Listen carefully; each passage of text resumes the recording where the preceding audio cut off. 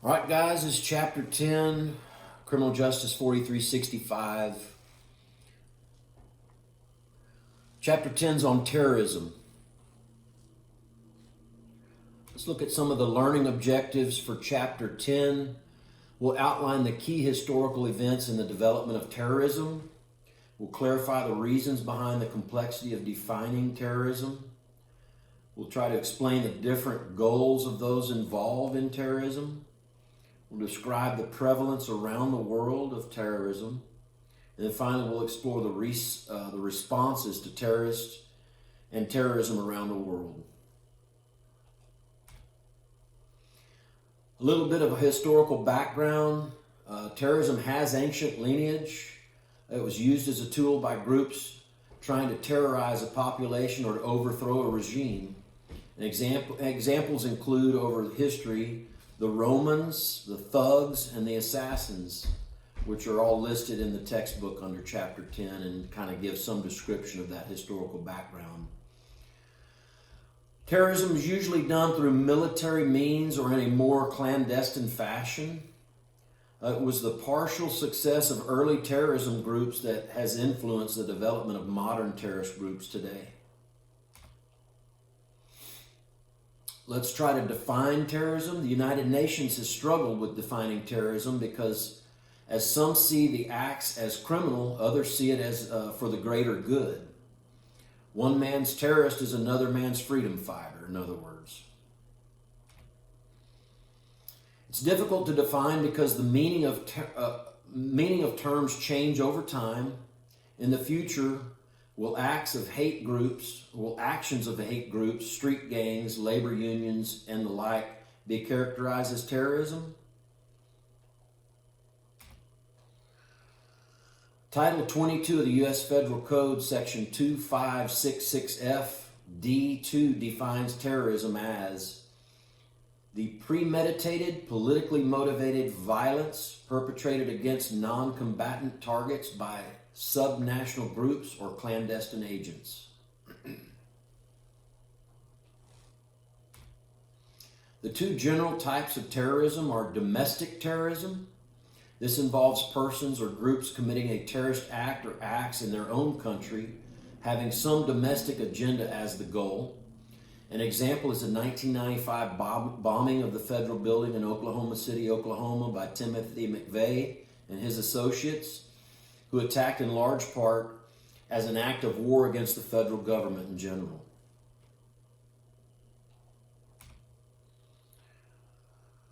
International terrorism, as opposed to domestic terrorism, involves citizens or territory of more than one country and has an impact that goes beyond a domestic agenda. International terrorism may involve an act of violence or destruction within the United States, such as the events of 9/11. Alternatively, international terrorism may occur in a location far away from the country that is intended to be harmed.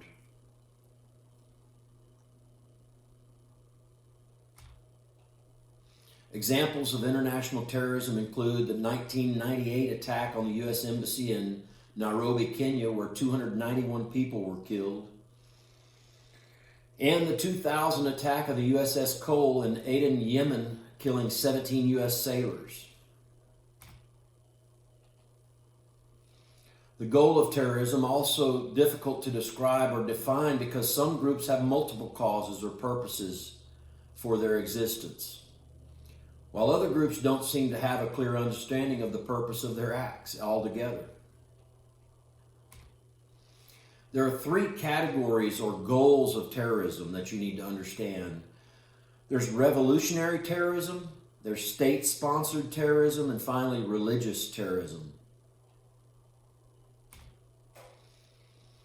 Let's look first at revolutionary terrorism, often utilized to force a government to respond to a cause of action by the organizing terrorist group.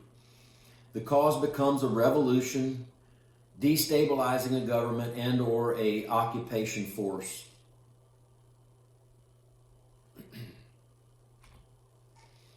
State-sponsored terrorism is accomplished when a government commits acts of terrorism against its own citizens to protect political and economic interests. generally through public harassment, arrest, torture, and death. Finally, we see religious terrorism. When terrorism is used to promote a certain religious system or set of beliefs, an example is Al-Qaeda. This is the most common and powerful form of terrorism that we know today. Of the three categories or goals of terrorism, religious terrorism is the most common and powerful form of terrorism. The prevalence of terrorism is not easy to determine because the definition of what terrorism is and what constitutes a terrorist act have not been universally agreed upon. This creates differences in reporting across law enforcement agencies and jurisdictions, among other things. The ability to collect valid criminal data varies greatly from agency to agency due to a lack of resources, access to data storage systems, and limited expertise in the field of study. The third issue is politics. It can often affect the free and accurate flow of terrorist-related information that's gathered. And we've talked about that throughout the semester, how politics and the government stands in the way most often of free and accurate flow of data. So it's hard to determine. Let's look at foreign terrorist groups. Hundreds of groups have surfaced over the past century. 50 plus groups have been designated as terrorist organizations by the U.S. State Department as of September 2012. Designation requires three prerequisites that you'll need to understand. So those requirements include, number one, they must be a foreign organization engaged in terrorist activity as defined by Title 22 of the U.S. Federal Code, and the activity must threaten the security of the U.S. nationals and or national security of the United States. Responses to international terrorism. Organized responses to international terrorism are not simple matters of crime detection, apprehension, and punishment. The complexity of dealing with crime and criminals across borders, the range of motivations for terrorist activity, and the large number of terrorist and terrorist groups create many problems for criminal justice. So what is being done in particular?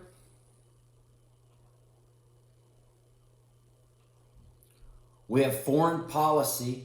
It's the most simple, in its most simple terms, it is the use of political and economic pressure, negotiation, and compromise rather than violence to solve conflicts between nations or groups.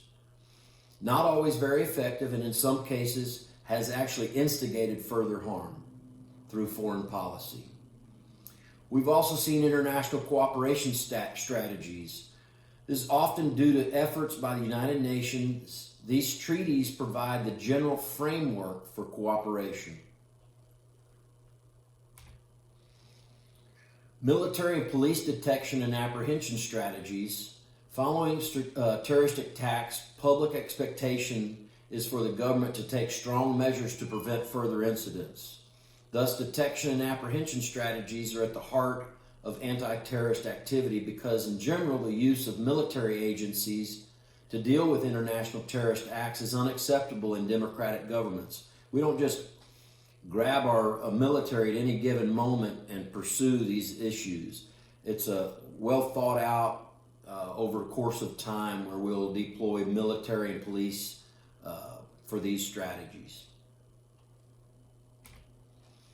International incidents pose additional problems for law enforcement as they lack jurisdiction to operate across borders or to engage in the kind of intellectual or intelligence operations that are crucial to preventing terrorist acts and tracking down terrorists in general. However, many countries plagued by terrorist acts employ special units in both their police and their military to deal with terrorism. The United States is included in that effort. Also, we've seen legislation over the past 15 years. Most countries around the world have enacted new laws to combat terrorism, punish terrorism, and to respond to terrorist attacks. Anti-terrorism laws have become prevalent in states across the nation, including New York, as well as at the federal level, whereby both the Patriot Act and the Homeland Security Act followed in response to 9/11. Adjudication: the United States has chosen to develop special courts for terrorism suspects, such as those captured by U.S. forces in Afghanistan and Iraq. This has caused some backlash, however, because opponents claim that these courts violate fundamental provisions of international human rights and humanitarian law. So what's the future of terrorism? In our increasingly technological world, a relatively small number of terrorists potentially can wreak havoc out of all proportion to their numbers. A number of possibilities loom as means of committing domestic and international terrorism for the 21st century. Of greatest concern for most are the potential use of weapons of mass destruction. That's WMDs. Weapons of mass destruction are nuclear, chemical, or biological weapons, and extensive property damage. Biological weapons that by their nature can cause mass casualties and extensive property damage. Furthermore, the poisoning of water and food supplies through chemical alterations and the use of biological agents may be used to attack large population centers. This sound familiar? Agents of biological origin are also of concern. These are ABOs. So we talked about weapons of mass destruction, and now we're looking at agents of biological origin. ABOs generally fall into one of four categories: bacteria, viruses, plagues, or toxins. Examples include the sarin nerve gas attack in the Tokyo subway system in 1995, or the anthrax-laced letter sent to Senator Patrick Leahy in 2001. Is the COVID-19 virus an example as well? Only history will tell, folks. It is said that the largest threat in the 21st century will be cyber terrorism. We'll also see.